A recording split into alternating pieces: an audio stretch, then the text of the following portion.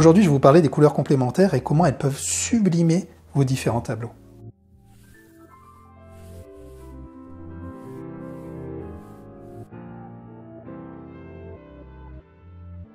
Les couleurs complémentaires, qu'est-ce que c'est? Avant tout ça, je dois vous expliquer des choses de base. Je vous en ai déjà parlé, je vous mets un lien ici si vous voulez en savoir plus. Mais en peinture, qu'est-ce qu'il faut comprendre? On utilise, donc il y a déjà les couleurs primaires. Les couleurs primaires, qu'est-ce que c'est? Ce sont des couleurs qui ne peuvent pas être obtenues par le mélange d'autres couleurs. Donc on a le cyan, le magenta et le jaune. Sur ce type de cercle chromatique, donc on dira que le magenta est le rouge. Mais attention, hein, ce n'est pas vraiment la même chose, mais c'est pas grave ici. Le bleu pour le cyan et notre jaune, qui sera un jaune primaire hein, si on utilise de l'acrylique. En fait, ces trois couleurs qu'on a ici sont les couleurs primaires. Quand on mélange deux primaires, si par exemple je prends du rouge et du jaune, j'obtiens une secondaire, qui va être l'orange. Je recommence, je prends mon rouge, mon jaune, je mélange, j'ai du orange. Ça fonctionne bien entendu avec les autres. Si je prends deux couleurs primaires comme le jaune et le bleu, je vais avoir du vert. Ou si je prends du bleu et du rouge, je vais avoir du violet. Donc mon orange, mon vert et mon violet vont être des résultants. Donc voilà, vont être des coups de mes mélanges de primaires, sont des secondaires. On a déjà une bonne partie de notre cercle qui est remplie. Et après, on a donc les tertiaires. Les tertiaires, c'est quand je prends une couleur primaire, accrochez-vous, hein, et que je mélange avec une couleur secondaire. En soi, c'est pas compliqué.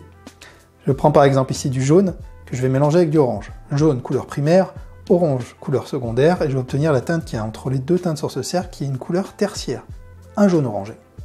Ça fonctionne pour toutes les autres teintes. Je prends mon bleu, donc mon cyan, hein, qui est une primaire, je le mélange avec du vert, je vais avoir un bleu-vert, etc., etc. De cette façon-là, vous allez pouvoir faire votre propre cercle chromatique. Je vous l'ai montré, hein, je l'ai déjà fait, je vous mets le lien d'une vidéo ici. C'est un bon moyen, en partant de trois primaires, d'apprendre à faire un cercle chromatique. Ensuite, quand on a ce cercle chromatique, on peut créer plein de combinaisons, plein de différentes combinaisons. Alors, ne prenez pas peur, on ne va pas parler ici des différentes valeurs, on va juste parler des teintes qui sont autour de ce cercle, les primaires, secondaires, tertiaires. On peut créer ce qu'on appelle des différentes combinaisons, hein, qui vont nous permettre de créer des harmonies. Et donc la base de la base, la première, c'est la plus simple, et c'est le sujet d'aujourd'hui, c'est la complémentaire. Complémentaire, vous allez prendre votre cercle chromatique, vous prenez une couleur, c'est simple, hein, votre jaune, et vous allez voir en face sa correspondance sur le cercle. Le jaune, en face, qu'est-ce que j'ai? Du violet. Le jaune est la complémentaire du violet. Mon orange, complémentaire du bleu. Mon rouge, complémentaire du vert. Voilà. Alors, si je prends le petit cercle pour m'aider, il y a une petite flèche, bon, c'est pas forcément nécessaire. On voit bien donc qu'il y a une flèche complémentaire. Hop, je prends mon rouge, rouge, vert. Et après, vous avez plein de combinaisons. Les triades, tétrades, analogues, analogues simples, analogues doubles, complémentaires adjacentes. Enfin, il y en a plein. C'est un sujet que j'ai exploité en long et en large dans mon livre sur la peinture abstraite, que je pense que vous connaissez déjà. Maintenant, pourquoi utiliser une complémentaire? Vous allez me dire, quel est l'intérêt de le faire?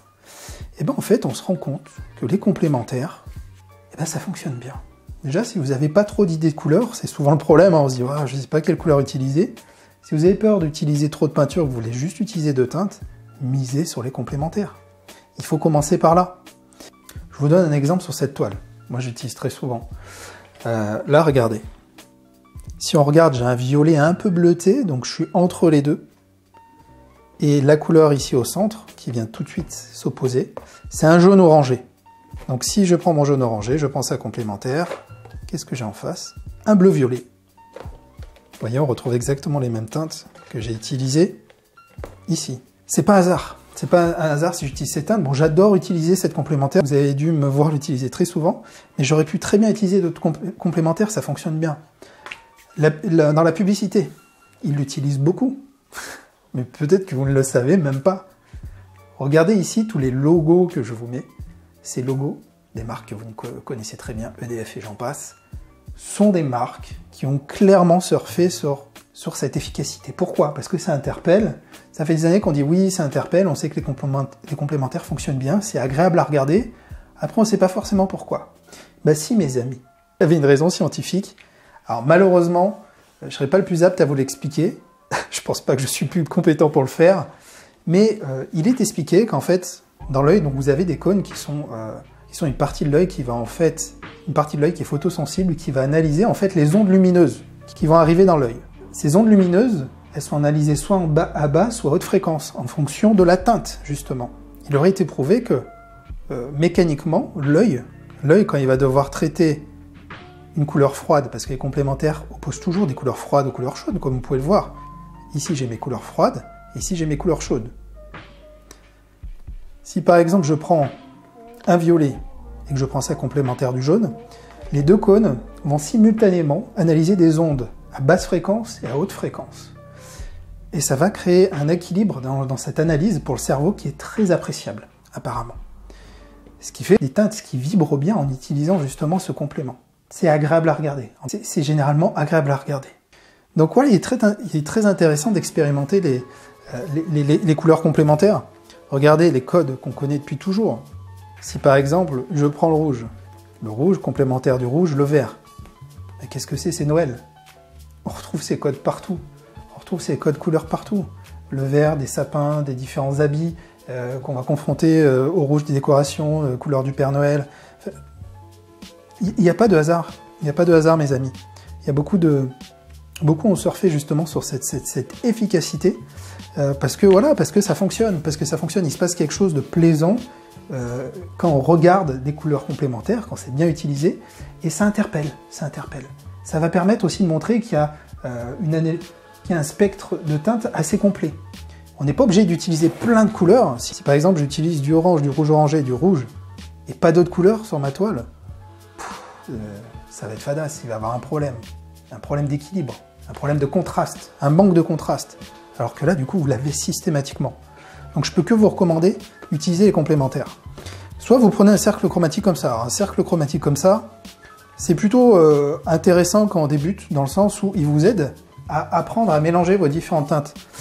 Si vous regardez ici, alors sur cette version, vous avez 3 autres couleurs. Vous avez vos couleurs primaires ici. Si je prends un rouge, que j'amène la cage jaune dessous, il vous dit le mélange que ça va faire. Et pareil pour les autres, hein, si je prends du jaune, du bleu, ça me donne le vert. Vous voyez, il vous donne des réponses qui sont intéressantes au début. C'est assez intéressant aussi, ça vous montre, si par exemple je prends du vert et que je rajoute du blanc, je vais avoir un vert beaucoup plus pâle. Si je prends un bleu-vert, je lui ajoute un turquoise, je lui ajoute du noir, regardez, on va avoir ce genre de teinte. Donc c'est assez intéressant quand on se cherche et quand on cherche à expérimenter les couleurs. C'est bien d'apprendre, je pense, au moins à comprendre comment créer un cercle chromatique. Hein. J'ai fait une vidéo où je vous apprends à vous le faire vous-même avec 3 couleurs primaires. Quand vous avez appris à faire ça, en théorie, après, vous êtes capable de créer vous-même à peu près toutes les couleurs et vous allez en même temps apprendre différentes combinaisons, dont les complémentaires. Commencez par les complémentaires. Faites pas forcément, comme je vous l'ai montré ici, un violet face à un jaune ou un bleu face à un orange, mais essayez différentes combinaisons. Prenez votre cercle chromatique. Si vous n'avez pas de cercle chromatique, allez sur internet, tapez cercle chromatique d'Eaton, c'est celui que je mets de partout dans mon livre. Celui d'Eaton est assez intéressant dans son approche pour voir comment justement se mélangent les couleurs, mais le concept est exactement le même. Vous le prenez, vous l'imprimez si vous le voulez, mais je trouve qu'il est toujours intéressant de le faire soi-même. J'espère que cette vidéo vous aura aidé. Je parlais bien entendu de peinture acrylique. Pour ceux qui ne me connaissaient pas, je m'appelle Anthony Chambaud, je suis artiste peintre. Je vis de ma passion et je vous propose de découvrir et de vous lancer à apprendre mes techniques et comment faire de l'abstrait à la peinture acrylique, si ça vous intéresse. Un petit lien dans la description, vous aurez un guide du matériel à télécharger, vous aurez plein de conseils et des cours gratuits en accès que vous allez recevoir directement par mail. Voilà, c'est totalement gratuit, je vous mets le lien en dessous de cette vidéo. Maintenant, dites-moi si vous utilisez les complémentaires, est-ce que c'est quelque chose que vous utilisez dans vos peintures? Ou alors est-ce que vous n'utilisez jamais aucune combinaison et vous y allez au feeling? J'aimerais bien savoir, voilà. Je vous remercie, moi je vous dis à très bientôt pour une autre vidéo. À très bientôt les amis.